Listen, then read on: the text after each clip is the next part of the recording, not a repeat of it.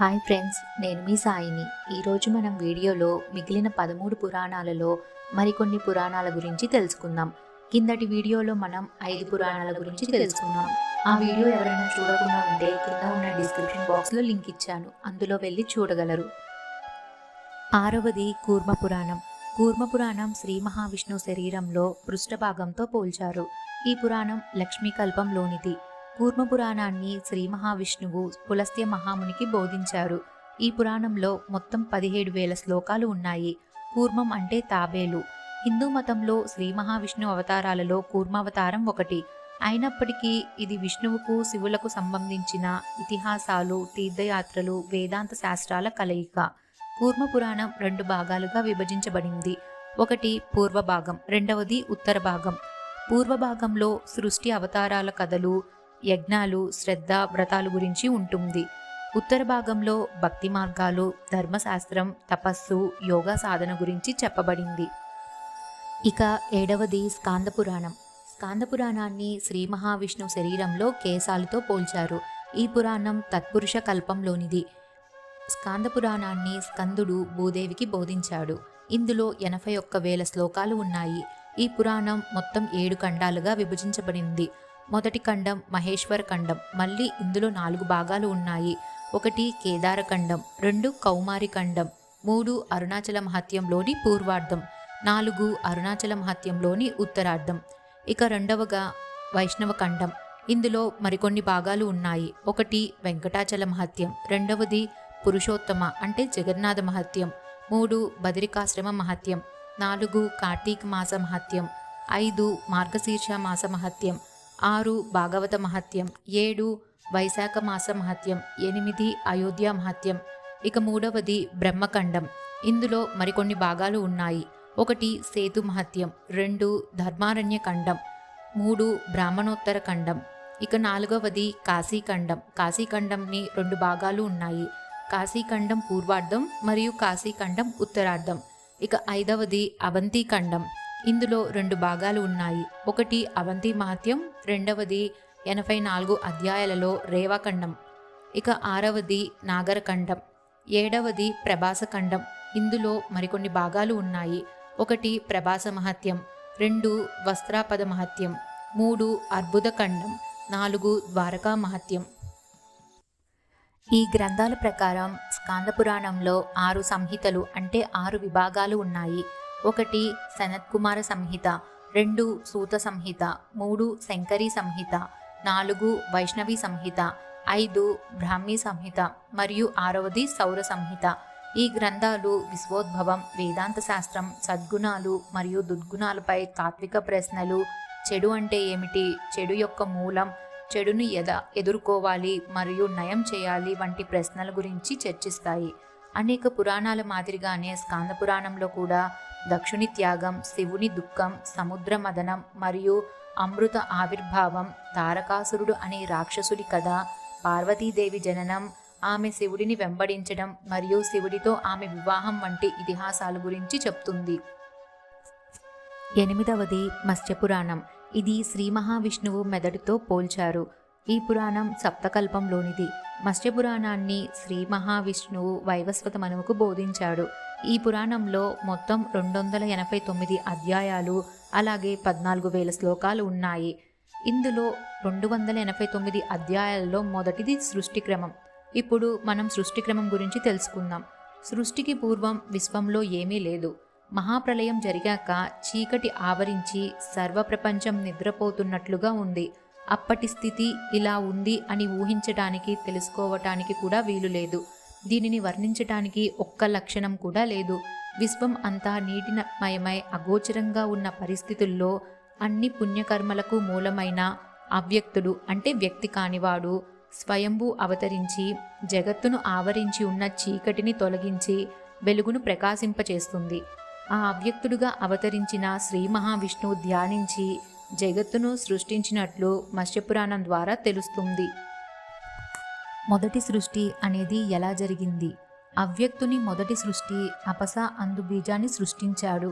అది సువర్ణభరితమై 10,000 సూర్యుల వెలుగు చెంది అది పుట్టుటకు 1000 సంవత్సరాల కాలం పట్టింది. మహాతేజస్వి అయిన స్వయంభువు విచిత్ర మహిమ గలవాడైనందున తాను సృష్టించిన దాని అందు తానే ప్రవేశించాడు. అలా సర్వవ్యాప్తి అయిన విష్ణువు అనే నామం సార్థకం అయింది. అలా ప్రవేశించిన స్వయంభువు సూర్యుని రూపొందించాడు. మొట్టమొదటి రూపం సూర్యుడు అయినందున ఆదిత్యుడనే పేరు వచ్చింది. ఇక మూడవది బ్రహ్మాదుల సృష్టి. జలమయంలో పడి ఉన్న ఆదిపరబ్రహ్మం తన చుట్టూ ఉన్న నీటిని అతని పొడవైన చేతుల ద్వారా కలియబెట్టి దానిలో నుండి 2 బుడగలు ఏర్పడి వాటి ద్వారా భూమి ఆకాశం ఏర్పడతాయి. ఆ సమయంలో మహాపురుషుని నాభి నుండి కమలం పుట్టింది. నారాయణుడు తుమ్మెద ఆకారంగా కమలం చుట్టూ తిరుగుతూ చివరికి కమలంలో ప్రవేశిస్తాడు. తన తేజస్సు కమలంలో ప్రవేశపెట్టి బయటకు వస్తాడు. కొంతకాలానికి కమలం నుండి 8 భుజాలతో 4 ముఖాలతో బ్రహ్మ పుడతాడు. బ్రహ్మ తన చుట్టూ ఉన్న నీటిని చూసి భయపడి ఏమి చేయాలో తెలియని పరిస్థితుల్లో ఓంకారనాదంతో తిరిగి తామరతాడు ద్వారా మరలా లోపలికి ప్రవేశిస్తాడు.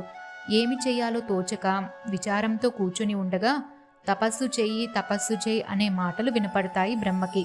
బ్రహ్మ అలా కొన్ని సంవత్సరాలు తపస్సు చేసిన తర్వాత నారాయణుడు ప్రత్యక్షమై సృష్టిని ఏర్పాటు చేయాలనే ప్రయత్నంలో నేనే నిన్ను సృష్టించాను.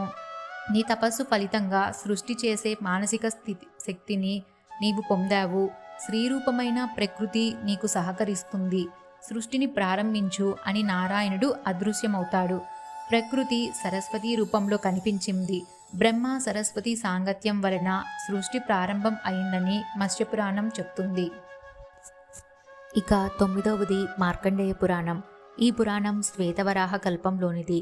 మార్కండేయ పురాణాన్ని శ్రీ మహావిష్ణువు శరీరంలో కుడిపాదంతో పోల్చారు. ఈ పురాణాన్ని మార్కండేయుడు జైమినికి బోధించాడు. మార్కండేయ పురాణంలో శైవులు, వైష్ణవులు మరి ఇతర శాఖల మధ్య వివాదాలు కలగజేసే విషయాలేమీ లేవు. ఈ గ్రంథము శివునికి, విష్ణువుకు వారి అవతారాలన్నిటికీ తటస్థంగా ఉంటుంది. ఈ గ్రంథము మార్కండేయుని జైమిని 4 ప్రశ్నలు అడగడంతో ప్రారంభమవుతుంది. మార్కండేయ పురాణంలో మొత్తం 130 అధ్యాయాలు ఉన్నాయి. అందులో 50వ అధ్యాయం నుంచి 97 అధ్యాయాలలో 14 మన్యంత్రాల గురించి వివరణ ఉంటుంది. మళ్ళా 78 నుంచి 9వ అధ్యాయం అలాగే 78వ అధ్యాయం నుంచి 90వ అధ్యాయం వరకు దేవి మహత్యం అంటే ఆదిదేవత యొక్క స్తుతి గురించి వివరణ ఉంటుంది. 108 అధ్యాయం నుంచి 133 అధ్యాయాలలో పౌరాణిక వంశాల గురించి వివరాలు ఉన్నాయి. ఇక 10వది భాగవత పురాణం. భాగవత పురాణాన్ని శ్రీమద్ భాగవతం అని కూడా పిలుస్తారు. భాగవత పురాణం సారస్వత కల్పంలోనిది. ఈ పురాణాన్ని శ్రీ మహావిష్ణువు బ్రహ్మకు బోధించాడు. భాగవత పురాణాన్ని శ్రీ మహావిష్ణువు శరీరంలో తొడలుతో పోల్చారు. భాగవత పురాణంలో విశ్వోద్భవ శాస్త్రం, ఖగోళ శాస్త్రం, వంశావళి, భౌగోళిక శాస్త్రం, పురాణం, సంగీతం, నృత్యం, యోగా మరియు సంస్కృతి వంటి విస్తృత శ్రేణి అంశాలను గురించి చెప్పబడింది. భాగవత పురాణంలో మొత్తం 335 అధ్యాయాలు మరియు 18,000 శ్లోకాలు ఉన్న 12 పుస్తకాలు ఉన్నాయి. భాగవత పురాణం వేదాంతం మరియు సాంఖ్య తాత్విక సాంప్రదాయాలలో ఆధారపడిన అధునాత వైష్ణవ వేదాంత శాస్త్రాన్ని అందిస్తుంది. 11వది భవిష్య పురాణం. భవిష్య పురాణం వేదవ్యాస మహర్షి రచించిన అష్టాదశ పురాణాలలో ఏకాదశ పురాణం. భవిష్య పురాణం అఘోర కల్పంలోనిది. భవిష్య పురాణాన్ని బ్రహ్మ మనువుకు బోధించాడు. భవిష్య పురాణాన్ని శ్రీ మహావిష్ణువు శరీరంలో కుడి మోకాలుతో పోల్చారు. ఈ పురాణంలో మొత్తం 5 భాగాలు ఉన్నాయి. మొదటి భాగంలో విష్ణువు, శివుడు, సూర్య భగవానుని జననం గురించి ఉంటుంది. 2, 3, 4వ భాగాలలో ఆ దేవతల యొక్క గొప్పదనం గురించి వర్ణించబడింది. 5వ భాగంలో స్వర్గలోక వర్ణన గురించి ఉంటుంది. భవిష్య మహాపురాణంలో రాబో కాలం యొక్క చరిత్ర గురించి చెప్పబడింది. భవిష్య పురాణంలో మొత్తం 4 పర్వాలు ఉన్నాయి. మొదటిది బ్రహ్మ పర్వము, రెండవది మధ్యమ పర్వము. ఇందులో మళ్ళీ 3 భాగాలు ఉన్నాయి. 1 ప్రథమ భాగం, 2 ద్వితీయ భాగం, 3 తృతీయ భాగం. ఇక మూడవది ప్రతిసర్గ పర్వము.